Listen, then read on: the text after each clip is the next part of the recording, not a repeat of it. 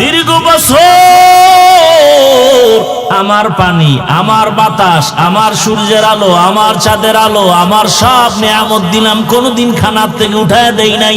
তুমি আমার বান্দাটাকে কেন উঠাইছো? ইব্রাহিম নবী এবার দৌড়ায়, মেহমানের পেছনে বেয়াদবি হয়ে গেছে। ইব্রাহিম আলাইহিস সালাম দৌড়ায় যায় পাইস, ও মুরব্বী বেয়াদবি মাফ করেন, আসেন আসেন, আপনার সাথে বেয়াদবি হয়ে গেছে। ইব্রাহিম আলাইহিস সালাম তো মেহমান ছাড়া খাইতেন না, রাস্তায় যায় দাঁড়ায় থাকতেন। আজকে কারে পাই মেহমান খানার জন্য, একজন রাজগু পাইয়া লাইছে বুড়া, ঘরে নিয়ে গেছেন, আসেন মেহমান হন, আমার ঘরে গেছে। খানা দিয়া দিছে, খানা এইটাই জিগা, আপনি কোথায় যাবেন? অমুক জায়গায়। কেন? আমার ধর্মের পূজা আছে। আপনি বিধর্মী? বলে হ্যাঁ। মূর্তি পূজারী, অগ্নি পূজারী। ইব্রাহিমকে, উঠেন, আমি একজন নবী আর আপনি মূর্তি পূজারী, আমি বিধর্মীকে খানা দিব না? হতে পারে না। খানায় বসাইয়া লোকটাকে উঠাই দিছে। কষ্ট হয়েছে না? লোকটা মনের কষ্টে যাইতেছে। আল্লাহ হুকুম পাঠায় দিছে, 70 বছর পর্যন্ত এই বুড়ারে আমি খাওয়াইছি, একদিন তো ভাগাইয়া দেই নেই। ও ইব্রাহিম, দীর্ঘ বছর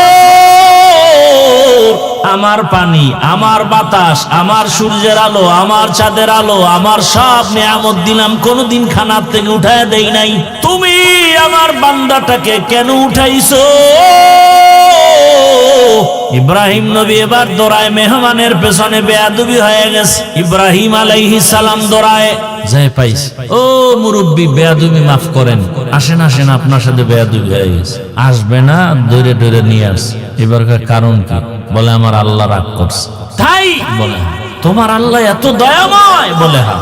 তাহলে খাওয়ার আগে আমার কালেমা পড়ো। বিবি সান্ত্বনা দিয়া বলে, স্বামী আমার, রহমতের নবী যেহেতু বলছেন সব সাহাবাদের নিয়ে আসবেন, কোনো পেরেশানি নাই। রহমতের নবীর জবানের কথার মূল্য দিবেন কে? কয়জনের খানা আছে? সাহাবাদের নিয়ে রসুল ঘরে হাজির। সাহাবীরে কইছে, যেই পাত্রের বকরি পাকাইবা গোশত, ওটা ঢাকনা দিয়া ঢেকে রাখতে বলবা, আর রুটি একটা পাত্রে রেখে ঢেকে রাখতে বলবা। আমি রসুল এসে ঢাকনা উঠাবো। নবীজি গেলেন, সাহাবাদেরকে বসাইলেন, বলে এই বকরির পাত্র, রুটির পাত্র নিয়ে আস। ঢাকনা সহ রসুলের সামনে হাজির। নবীজি বিসমিল্লাহ বলে ঢাকনা উঠাইয়া রুটি লন, গোশত দেন, সাহাবাদেরকে দিতেছেন, নাও নাও নাও। শত শত সাহাবারা নিতেছে, খাও, পেট ভরে খাও। নবী দিচ্ছেন আর সাহাবারা খাচ্ছেন, দিতেছেন খাইতেছেন, দিতেছেন খাইতেছেন, পেট ভরে শত শত সাহাবারা রুটি আর গোশত খাইলেন। আর রসুল বললেন, পাত্র দুইটাকে ঢেকে দিলাম, কিছু ভিতরে আছে, যাও ঘরে নিয়ে তোমার বিবি সন্তানদের খেতে বলো।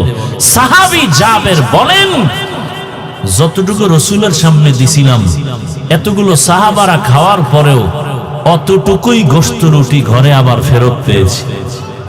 কোথায় সেই রসুলের উম্মতের তাওয়াক্কুল?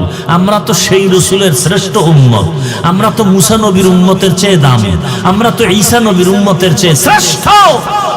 কি যুবক, তোমার মতো যুবক দাড়িওয়ালা নাই? তোমার দাড়ি নাই কেন?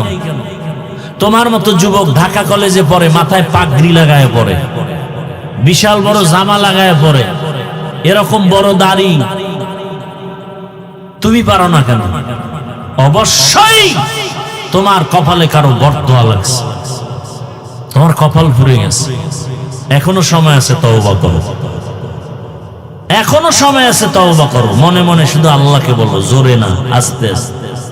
হেদায়ার মালিক আমার মতো যুবক স্কুল কলেজে পড়িয়াও যদি চাকরি করে, নামাজ পড়ে, আমি কেন পারি না? আমার কপাল বড় খারাপ। ও আল্লাহ, শয়তানের ধোকায় পড়েছিলাম, মনে চাইছে দাড়ি কাটবো, কেটে ফেলেছি, কারো বাধা মানি নাই। মনে চাইছে পার্কে যাব, দৌড়ায় গেছি, কারো বাধা মানি নাই। মনে চাইছে বেপরদা আড্ডা দিব, দিয়েছি, কারো বাধা মানি নাই। মনের শখে সারা রাত মোবাইলে গুনাহ করেছি, কারো বাধা মানি নাই। ও আল্লাহ, আজকে ওয়াজের প্যান্ডেলে আসছি, বুঝতে পেরেছি এই গুনাহগার হইয়া কবরে গেলে আমার উপায় হবে না। আমি আজ তওবা করতেছি, আর নামাজ ছাড়বো না, দাড়ি কাটবো না, বেপরদায় চলবো না, মোবাইলে গুনাহ করবো না। মা বাবার দোয়া নিয়া, শিক্ষকের দোয়া নিয়া, উলামায়ে কেরামের দোয়া নিয়া নবীর আদর্শ মেনে জীবন কাটাবো। আল্লাহর কাছে এখনো যদি তওবা করতে পারো রে যুবক, আমার আল্লাহ তোমাকে এখনো ক্ষমার জন্য অপেক্ষায় আছেন। ও পর্দার আড়ালের আম্মা জানেরা, আপনি কেন 5 ওয়াক্ত নামাজি হবেন না? আপনি তো ওই নারীর মতো খাদিজাতুল কুবরা রাদিয়াল্লাহু আনহা, ফাতেমা রাদিয়াল্লাহু আনহার মতোই তো আপনারা নারী, আয়েশা রাদিয়াল্লাহু আনহার মতোই নারী। এই যে এই স্টেজে 4টা সন্তানের মাথায় পাগড়ি দিলাম কোরআনের হাফেজ, এদের আবার বাবার আসছে গার্ডিয়ানরা তাদের মাথায় টুপি নিল। কিয়ামতের দিন আমার আল্লাহ নিজে নূরের টুপি তাদের মাথায় পরায় দিবেন। ও মা বোনেরা, ও বাবাজিরা, হাফেজে কোরআনের মা আপনারা, আলেমের মা আপনারা, আপনার সন্তানটাকে আপনি হাফেজে কোরআন যদি নাও বানান, অন্তত কোরআনটা শুদ্ধ করে পড়ায়া ডাক্তার বানায়া দেন। দেখবেন এক সময় সন্তান 5 ওয়াক্ত নামাজ পড়বে, ডাক্তারি করবে, কোরআন তেলাওয়াত করে মা বাবার জন্য দোয়া করবে। আপনার সন্তানটাকে কোরআন পড়াইয়া আদর্শবান নামাজি ইঞ্জিনিয়ার বানায়া দেন। আপনার সন্তানটাকে কোরআন শিখাইয়া একজন আদর্শবান নামাজি প্রফেসর বানায়া দেন। ওসি ডিসিএসপি হবে, নামাজ পড়বে, কোরআন তেলাওয়াত করবে, মানুষ দোয়া করবে ওই সন্তানের জন্য, মা বাবার জন্য। আব্বা আম্মারা সন্তানের সামনে আদর্শ রেখে যান। একদিন সন্তান আপনাকে পাবে না, বাবাকে পাবে না, কিন্তু গর্ব করে বলবে আমার মা বাবার আদর্শের কারণে আজ আমি 5 ওয়াক্ত নামাজি, কোরআন পড়নেওয়ালা। আমার মা বাবাকে কখনো ঝগড়া করতে দেখি নাই। আমার মা বাবা এত ভালো ছিলেন যে কখনো মোবাইলে গুনাহ করে নাই। আমার মা বাবাকে এত ভালো দেখেছি, কখনো মা বাবার সাথে চোখ তুলে কথা বলেন নাই, বাবাও মাকে একটা গালি পর্যন্ত দেন নাই। মা বাবার আদর্শ দিয়েই আমি ভালো হয়েছি। সন্তানটা এগুলো মনে করবে আর দোয়া করবে। আর যেই মা বাবা সারা দিন রাত মোবাইলে সময় নষ্ট করেন, ঝগড়া করেন, গালাগালি করেন, সন্তানটাকেও কোনোদিন ভালো পথে দাওয়াত দেন না, ওই সন্তানটা খারাপ হয়ে যাবে। আর একদিন আপনাদের ধিক্কার দিয়ে বলবে আমার মা বাবার কারণে আমি খারাপ হয়ে গেছি। আমার বাবা নামাজ পড়তো না, বেগানার দিবেশনে দৌড়াইতো, মোবাইলে সময় নষ্ট করত, মাকে গালাগালি করত, মায়ের হক আদায় করত না, মা ও বাবার সাথে ভালো আচরণ করত না। আমার মা বাবার কারণে আমার কপাল খারাপ।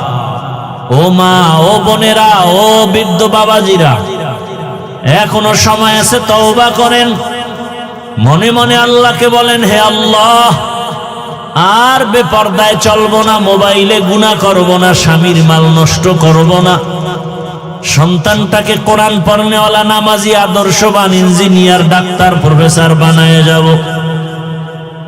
আল্লাহর কাছে দোয়া করেন। জীবনটা ক্ষণস্থায়ী, 1 সেকেন্ডের ভরসা নাই। এমন একটা দিন নাই যুবকের যুবতীর মরণের খবর নাই। পানির মধ্যে মরণের গাড়ির লাশ, গাড়ির নিচে লাশ, ঘুমের বিছানায় যুবক যুবতীর লাশ। রসুলের তো বয়ান করতে হয় না, সাহাবায়ে কেরাম তো বেশি বয়ান করেন না, তাদের আখলাক দেখে, চেহারা দেখে বিধর্মীরা কালেমা পড়ছে। আর আমাদের চেহারা দেখলে বিধর্মীরা বলে আমরাও বসে ভালো আছি। কারণ এই যে কিছু আল্লাহর বান্দা রাস্তা দিয়ে হাঁটে মুসলমান, ল্যাংটা না করলে প্রমাণ হবে না এটা মুসলমান না হিন্দু। সত্য কথাটা স্বীকার করতে কষ্ট হয়।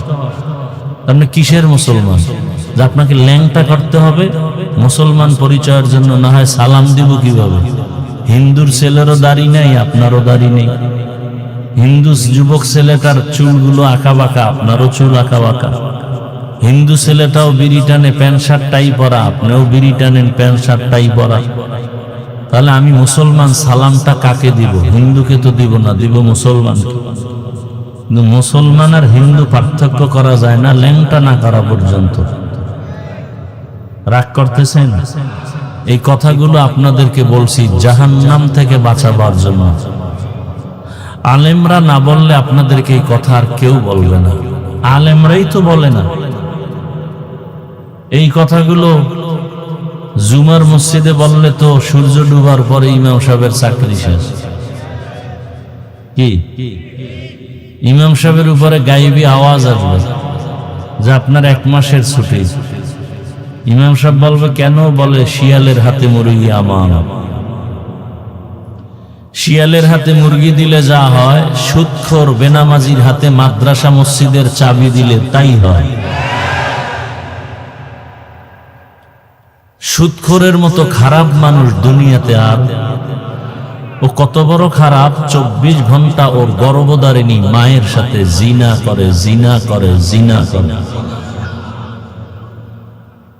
সুদখোরের মোনাজাত কবুল হবে না যতদিন পর্যন্ত সুদের থেকে তওবা না করে ফিরে না আসবে। একটা মোনাজাতও কবুল হবে না। বরং সুদখোর এত খারাপ, নামি দামি 5-7টা সুদখোরের নাম লেখা ধান খেতে রাখলে ওদের ভয়ে পোকা আসে না। ওরা এত খারাপ, ওদের এত ঘৃণা করে পোকারাও। ও মরলে তওবা না করে মরলে চিরস্থায়ী জাহান্নামী। ও নামাজ পড়লে কবুল হবে না, হজ করলে কবুল হবে না, মাদ্রাসায় টাকা দিলে সওয়াব পাবে না।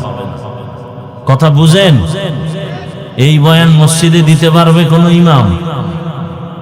কেন? শিয়ালের হাতে মুরগি। মসজিদ দামি জায়গা না? কি বলেন? মসজিদের মতো দামি জায়গার কোনটা আছে? বলেন, সত্য কথা বলেন। সেই দামি জায়গার সদস্য সুদখোর হয় কিভাবে? না এদেশে নাই? বানাইছে কে? জিবরাইল না আপনারা? ওই যে আগের রাইতে টাকা খাইছেন না, আকাম তো বাজাইছেন ওখান থেকে। তার বিরুদ্ধে কিছু বলতে পারবেন না, কারণ টাকা দিয়ে আপনাকে কিনে ফেলেছে। আপনি পশুর দামেও বিক্রি হন নাই, তার থেকেও খারাপ দামে বিক্রি হয়ে গেছে। অথচ আপনার ইজ্জত মাত্র 500 টাকা। আজকে বিক্রি না হইলে আপনার মেয়ের উপরে ধর্ষণের কোনো আক্রমণ আসতো না। আপনি যদি টাকায় বিক্রি না হতেন, আপনার সন্তান অপহরণ হতো না। শোনেন, একটা কথা মনে রাখবেন, এলাকার গরিব লোকও যদি হয় আর সৎভাবে চলে, কোটিপতিরাও ওকে ভয় পায়। পরীক্ষা করে দেখবেন, গরিব লোক কিন্তু সততার সাথে চলে, মিথ্যা বলে না, 5 ওয়াক্ত নামাজ পড়ে, হালাল ভাবে চলে, কোটিপতিরাও ওই গরিব সৎ লোকটাকে ভয় পায়। এই সততার এত দাম। কই টাকা কামাই করে লাভ কি? বিল্ডিং বানাইছে 10 তলা, বিল্ডিং থেকে জঙ্গলে ঘুরে। কি এই ডিজাইন দেখেন নাই? ব্যাংকে কোটি কোটি টাকা, কিন্তু খাইতে পারে না, সব আটকায় দিছে সরকার। লাভ কি? টাকার মাস্তানি করে। এর চেয়ে রিক্সাওয়ালা তো অনেক ভালো আছে। কি কোনো টেনশন নেই, কাঁচামরিচ দিয়া পোড়ামরিচ দিয়া 3 প্লেট খাইয়া নাক টানবে আর ঘুমাবে, কোনো তেল লাগবে না। আর আপনার ট্যাবলেট না খাইলে ঘুম নেই। টেবিলে খানা থাকে 13 রকম, মাছ, গোশত, ভর্তা, শাকসবজি। ডাক্তার রেড সিগন্যাল দিয়ে দিছে, জিহ্বা দিয়া দেখবি, মুখে নিবি না, তাহলে মরণ। শুধু জিহ্বায় বাড়ি মারবি এমনি এমনি, এই মজা। কিন্তু ভিতরে নিলে লিভারের ক্ষতি হবে, ডায়াবেটিস বেড়ে যাবে, অসুস্থতা বেড়ে যাবে, আজরাইল এসে হাজির হয়ে যাবে। এক কপাল পরা নাই, খাইতে পারে না। ডবল কপাল পরা আছে, খাইতে পারে না।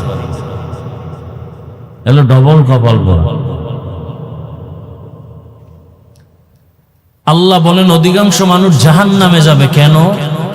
এদের কলব দিছি গবেষণা করার জন্য, গবেষণা করে না।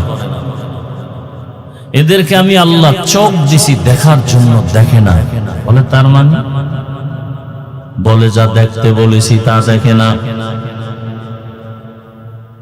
দুটো চোখ দিয়ে মা বাবা দেখবে সওয়াব, চোখ দিয়ে আল্লাহর কোরআন তাকায় তাকায় দেখবে সওয়াব, বাইতুল্লাহ দেখবে সওয়াব, আহলে হক আলেম দেখবে সওয়াব। কিন্তু বান্দা মোবাইল হাতে নিয়ে সারা রাত কবিরা গুনাহ দেখে, কোরআন দেখে না, মা বাপ দেখে না, সব রাতের রোগী। সারা রাত মোবাইল চালায়, ঘন্টাকে ঘন্টা মোবাইলের পেছনে সময় দেয়। 20 মিনিট সময় দিয়া ফজরের 4 রাকাত নামাজ পড়ার তৌফিক হয় না, কপাল বড়া। ফজরের 4 রাকাত পড়তে কয় মিনিট? 10 ঘন্টা? কয় মিনিট? সর্বোচ্চ 20 মিনিট আমি ধরলাম। মোবাইলে ঘন্টাকে ঘন্টা সময় দেওয়ার পেরেশানি ছিল না, ফজরের 4 রাকাত নামাজে 20 মিনিট সময় দেওয়ার তৌফিক নাই, কপাল মন্দ। তুকু যাও সুন্নতে আহমদ কো জাপা মোহাম্মদ কৈবুয়াদ নিসবতরা মান আহাব্বা সুন্নতে কৌলে রসূল মর্দায়ে কানা মাই হাম কুন কবুল। ক্ষমতার লোভে পড়ে মানুষ ভেজাল করে, কথার ভেজাল, লেনদেনের ভেজাল, আমল আখলাকের ভেজাল। ক্ষমতার লোভ আমার মধ্যে ঢুকতে পারে, ঢুকলেই আমার মধ্যে ভেজাল। ইমাম সাহেবের মধ্যে ঢুকার কারণে ইমাম সাহেবের কথায় কাজে মিল নাই। কেন? ক্ষমতার লোভ, না হয় টাকা পাওয়ার লোভ। টাকা পাইছে বস্তা ভরিয়া, এখন আর হক কথা বলতে ভয় পায়, আছে না নাই?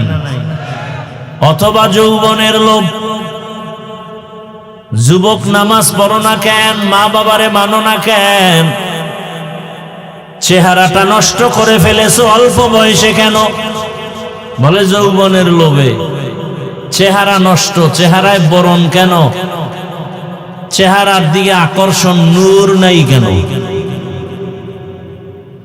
40 বছর পর্যন্ত চেহারার নূর নষ্ট হবে না, কিন্তু গুনাহ করলে চেহারার নূর থাকবে না।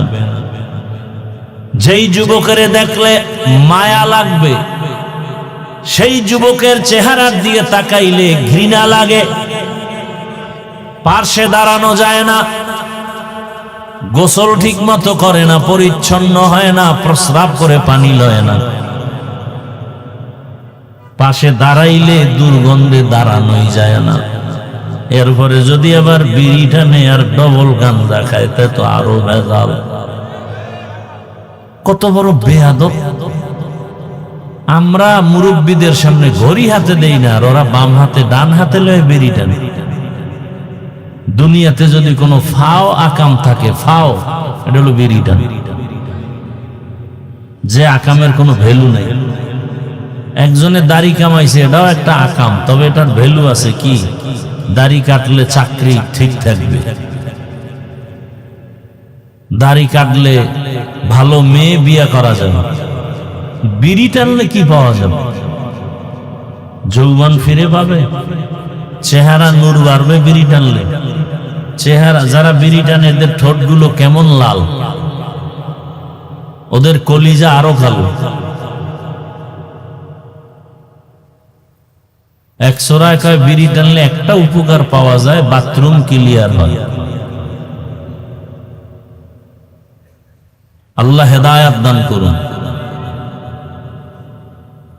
हकीकत से तो दुनिया बेखबर है, दुनिया की नुमाइश पर नजर है।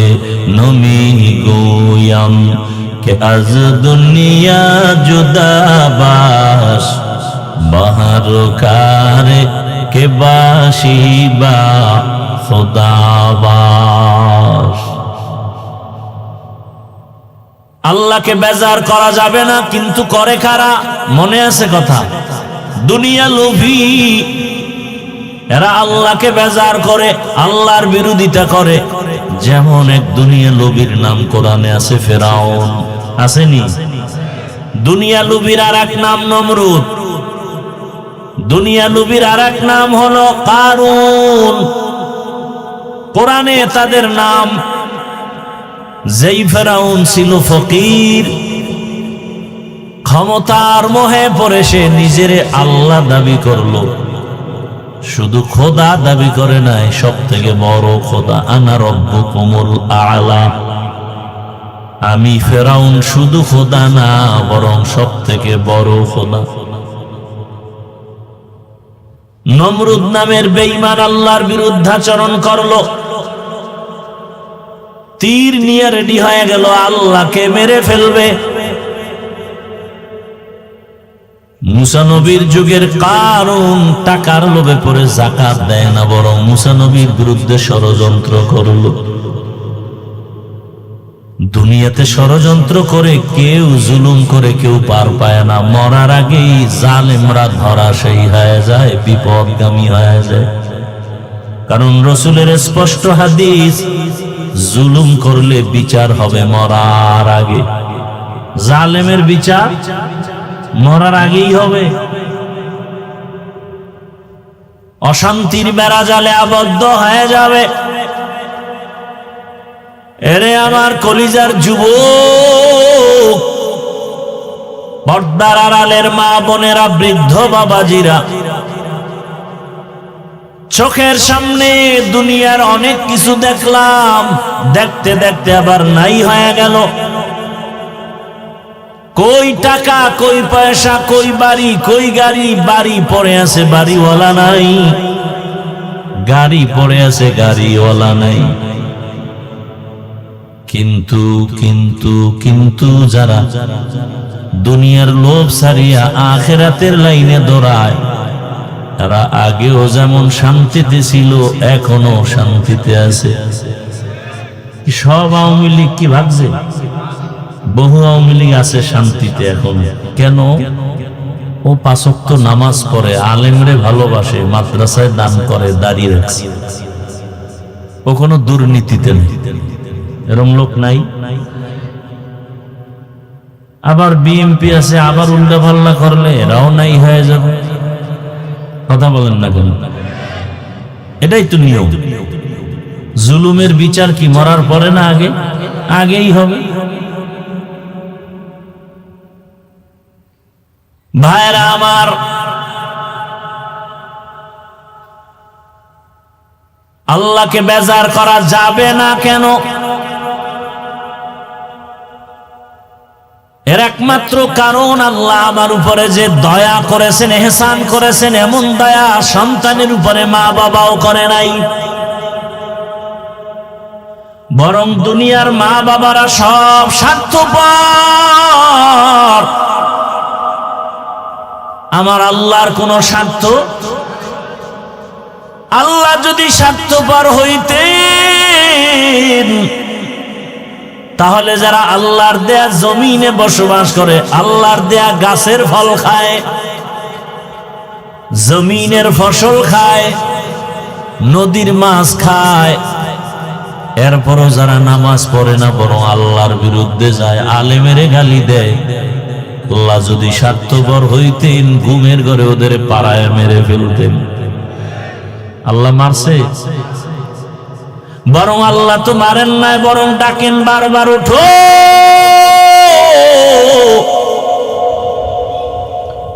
মুয়াজ্জিনের লাগায় দিছে, ডাকো, ফজরের নামাজে আসো। যদি নামাজে এসে সিজদায় পড়ো, তোমার পেছনের সব গুনাহ মাফ হয়ে যাবে। ও বান্দা, আল্লাহ বেজার না হয়ে ডাকছেন, জোহরের নামাজে আয়। ফজরে যাও নাই, আল্লাহ বেজার না হয়ে ডাকে, জোহরে আয়। জোহরের নামাজে যদি আসো তোর ফজরের সহ সব গুনাহ মাফ হয়ে যাবে। জোহরেও যায় নাই, আল্লাহ আবার মুয়াজ্জিনের দিয়া ডাকায় আসরে ডাক দাও আসো। তোর ব্যবসাও কর, ফাঁকে আইসা 4 রাকাত আসরের নামাজ পড়ে যা। ও চাকরিজীবী, চাকরি কর, ফাঁকে এসে মাগরিবের 5 রাকাত নামাজ পড়ে আবার চলে যা। তোর ব্যবসারও ক্ষতি হবে না, চাকরির ক্ষতি হবে না, লেখাপড়ার ক্ষতি হবে না। খারাপ লাগে আপনাদের? ঘুমাবেন? এই যারা ওয়াজে আসে না কি করে? বসে বসে মোবাইলে গুনাহ করে। আর কি? আর কোনো কাম আছে?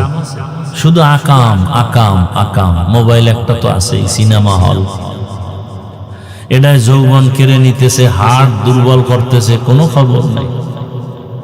জিন্দেগি মে বন্দেগি তু করনা হে,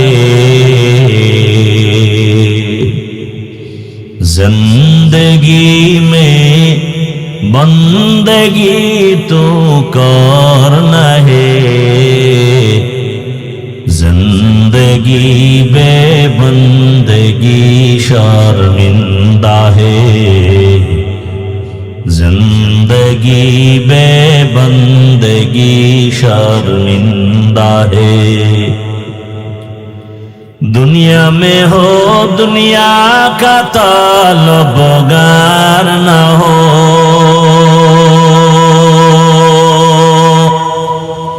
बाजार से गुजर हो खरीदार न हो।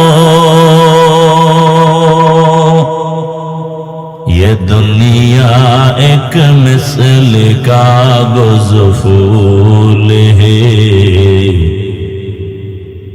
ये दुनिया एक मिसल कागज़ फूल है, जिंदगी में बंदगी तू करना है, जिंदगी बेबंदगी शर्मिंदा है, जिंदगी बेबंदगी शर्मिंदा है। এরে নবীর আশিক, আল্লাহ রাগ না করে ডাকলেন এশার নামাজে আসো। নিমক হারাম কপাল পোড়া আল্লাহর দেয়া নিয়ামত ভোগ করে আর নামাজে যায় না। আল্লাহ এবার রেডি হয়ে গেলেন, 5 বার ডাকলাম আসলি না, এবার আমি নিজে রেডি তোকে ডাকার জন্য। মুয়াজ্জিন আমি আল্লাহ নিজে আসতেছি তোকে ডাকার জন্য। রাতের গভীর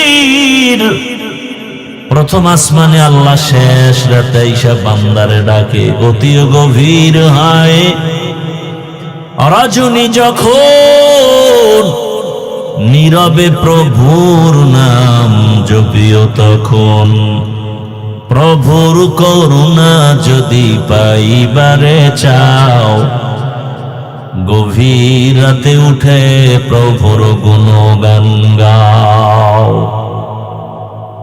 আল্লাহ বলেন 5 ওয়াক্ত নামাজে আমি তোমারে পাই নাই, এবার আমি নিজে ডাকার জন্য আসছি। গভীর রাতে শেষ ভাগে উঠো, নামাজে দাঁড়াও।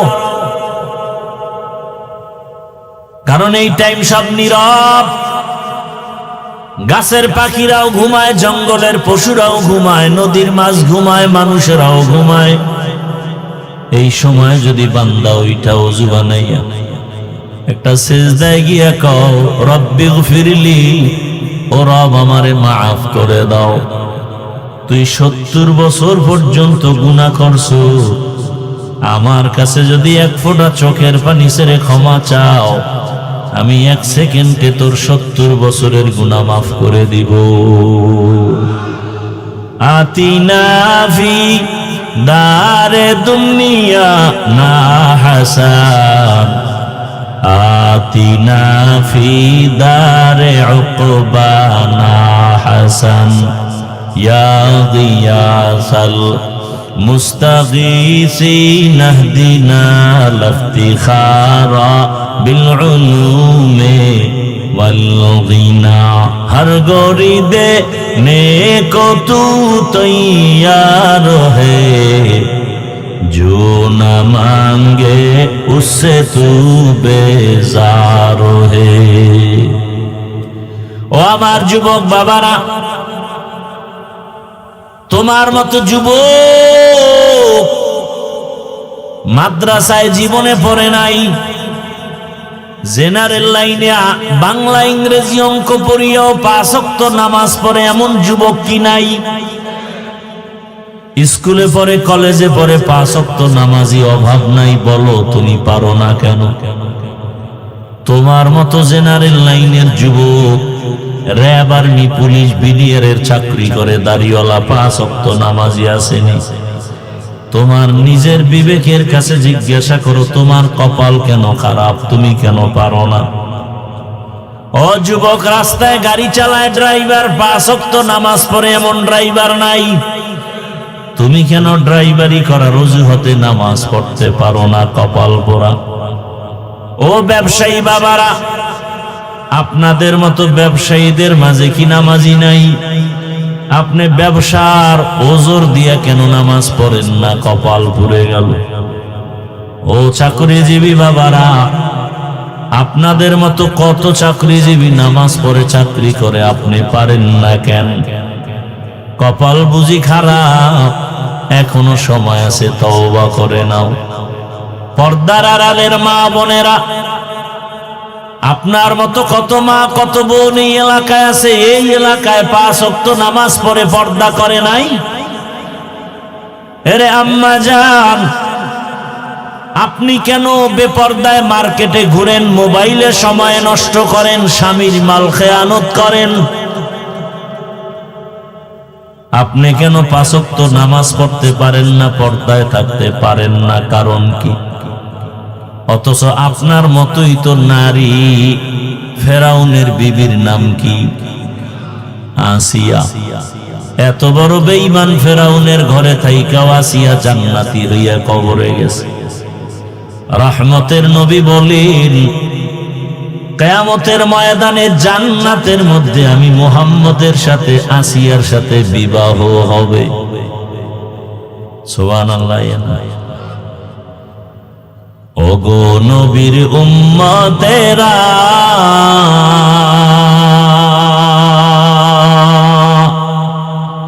হয়ে আজি দিশাহারা,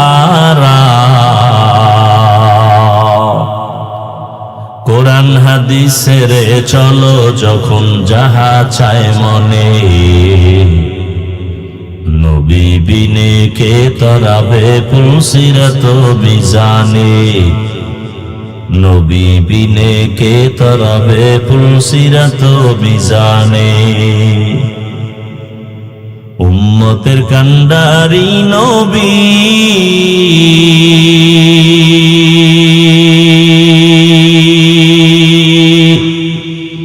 কাঁদছেন উম্মতের লাগি, এখনো কাঁদেন নবীজি শুয়ে মদিনার পানে, নবী বিনে কে তরাবে পুলসিরাত মিজানে, নবী বিনে কে তরাবে পুলসিরাত মিজানে। আল্লাহ তাআলা বলেন আমিন। জান্নাতুল ফেরদাউস হলো শ্রেষ্ঠ জান্নাত। আল্লাহ তাআলা চান তার প্রত্যেকটা বান্দা বান্দীকে জান্নাত দিবেন বিনা হিসাবে। এজন্যই তো তওবার দরজা খুলেছেন। আল্লাহ চান তুই পাহাড় সমপরিমাণও গুনাহ যদি করো তওবা কর, আমি তোরে গুনাহ মাফ করাইয়া জান্নাতি বানায়া কবরে দিয়া দিব। হাসরের ময়দানে ধনী লোকের 500 বছর আগে গরিবরা জান্নাতে চলে যাবে হাসতে হাসতে। কোন গরিব? যে বিড়িটা নেই, হ্যাঁ, সুদের টাকায় ব্যবসা করে, একটা চায়ের দোকান দিবে, সেখানেও সুদের টাকা লাগে। তোমার এই ব্যবসা করতে কে বলে? কোথায় তোমার ঈমান? আল্লাহ তাআলা জান্নাতুল ফেরদাউস দেওয়ার জন্য ওয়াদা করেছেন।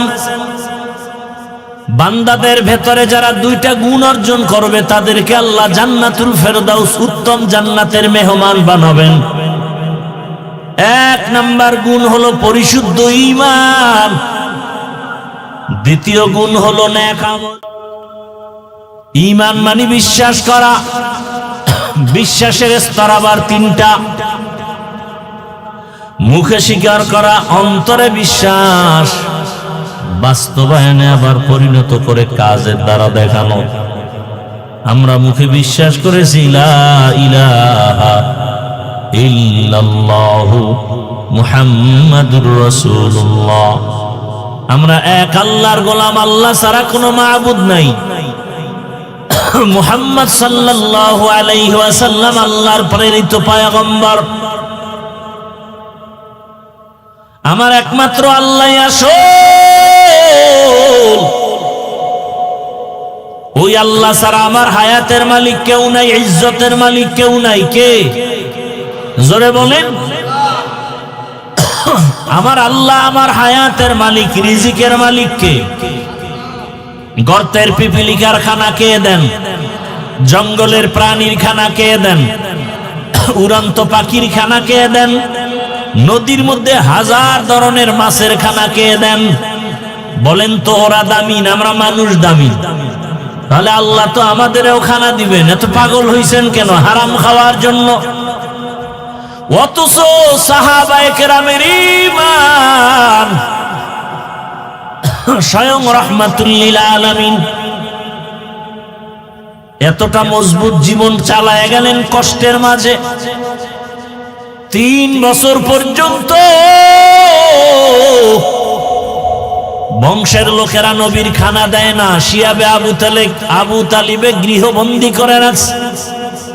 রহমতের নবী গাছের তার পাতাগুলো পেরে পেরে চাবায় চাবায় খায় আর পেটের ক্ষুধা নিবারণ করে। আবু হুরায়রা রাদিয়াল্লাহু তাআলা একদিন দেখেন দাঁড়াইয়া নামাজ পড়া উত্তম, কিন্তু নবী জমিনে বসে বসে নামাজ আদায় করে। আবু হুরায়রা জিজ্ঞাসা করলেন, নামাজের শেষ ইয়া রাসূলুল্লাহ, দাঁড়াইয়া নামাজ পড়েন উত্তম, আপনি বলছেন, আপনি কেন বসে নামাজ পড়েন? আবু হুরায়রাকে উত্তর দেওয়ার আগে রাসূল কান্নায় ভেঙে পড়েছেন। মায়ার নবী চোখের পানি ছেড়ে কাঁদেন আর বলেন, আবু হুরায়রা, আমি এমনি বসে নামাজ পড়ি না, ক্ষুধার কষ্টে আমি বসে বসে নামাজ পড়তেছি। রহমতের নবী ক্ষুধার কারণে পেটে পাথর বেঁধেছেন, সাহাবায়ে কেরামও পেটে পাথর বেঁধেছেন।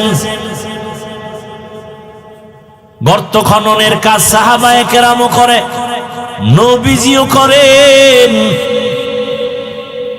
সাহাবায়ে কেরাম আয়েশা রাসূলের সামনে দাঁড়াইয়া জামা উঠাইয়া বলে, নবী তাকায়া দেখেন, ক্ষুধার কষ্টে আর কাজ করতে পারি না, পেটে পাথর বেঁধেছে।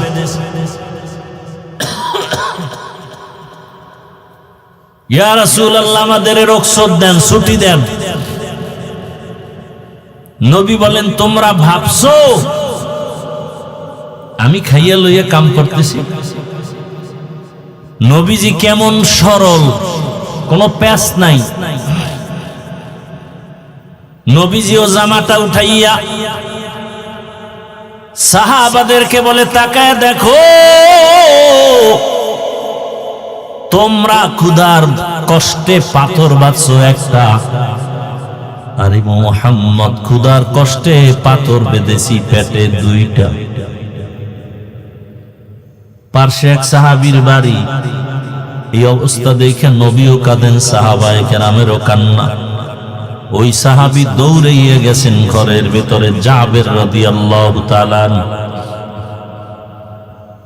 ইয়া বিবিরে আসতে কয়, ঘরে খাওন দাওন আছে কিছু? কল কেন? বলে রাসূলের চোখে পানি। সাহাবায়ে কেরামদের চোখে পানি। এই হারামখোরেরা, একটা চায়ের দোকান দিতে গেলে লোন উঠান লাগে, স্বয়ং রাসূল পেটে পাথর বেঁধে কান্না করেন। সাহাবায়ে কেরামের কান্নার আওয়াজ। সাহাবী ঘরে গিয়ে কয়, বিবি কোনো খানা আছে কিনা বলো। রহমতের নবীকে দাওয়াত দিয়ে একটু মেহমানদারি করানোর এই সুযোগটা হারাইলে হবে না। বিবি কয়, 2 থেকে 3 জন লোক খেতে পারবে মতো আটা আছে, রুটি বানানো যাবে। আর একটা বকরির ছোট বাচ্চা 2-3 জন খেতে পারবে। সাহাবী খুশি মনে দৌড় দিলেন। দৌড়াইয়া রাসূলের কাছে আইসা ডাক দিয়া বলেন, ইয়া রাসূলুল্লাহ, আস্তে আস্তে কর, যদি আপনি আমার ঘরের মেহমান হতেন আমি কৃতজ্ঞতা প্রকাশ করতাম। আপনার সাথে 2-1 জন, আর কাউকে নেওয়া যাবে না, 2-3 জন, আর বেশি খানা নাই। এই কথা শুই না রহমতের নবী আওয়াজ দিয়ে বলে, ও সাহাবায়ে কেরাম, শত শত সাহাবায়ে কেরাম বলে, আজকে আমগো জাবের দাওয়াত দিয়েছে, চলো আমরা সবাই তার ঘরে মেহমান হব। 2-3 জন, আর বেশি খানা নাই। নবীজির কাছে আসতে বললেন। নবী সজোরে আওয়াজ দিয়া সবাইকে দাওয়াত দিলেন। সাহাবী পেরেশান হয়ে গেছে, 2-3 জন আর খানা। রাসূল সবাইকে দাওয়াত দিছে, আমি তো লজ্জায় পড়ে যাব, দৌড় দিছে বাসায়। বিবি আমার, রাসূল তো সবাইকে দাওয়াত দিয়েছেন, তুমি বলেছো 2-3 জন, আর বেশি খানা নাই। বিবিও তো ডানা কাটা ভরি নাকি। সাহাবী যেমন ত্যাগী, আল্লাহ তাদেরকে স্ত্রী দিয়েছেন তেমন ত্যাগী। দেখেন না কোরবানির ঘটনা শুনেন নাই, যে একটা শিশু বাচ্চা নিয়ে মা হাজেরা জঙ্গলে একা, কোনো মানুষ নাই, পানি নাই, খানা নাই, পশুও নাই। এটা এতটুকু ত্যাগ যদি মা হাজেরা না করতেন, তাহলে ইব্রাহিম নবী পরীক্ষায় পাশ করতে পারতেন না। এজন্য স্বামী স্ত্রীর এক মন না হলে ওই বাগানে ফুল ফুটে না। এজন্য বিবাহের আগে বংশ দেখতে হয়, লেভেল দেখতে হয়। আপনি কোটিপতি, আপনি ফকির আনলে ভেজাল হবে। আপনি গরিব মানুষ, কোটিপতির মেয়ে আনলে ভেজাল হবে, বাগান সাজবে না। বংশে বংশে মিল না হলে বাগান সুন্দর হবে না।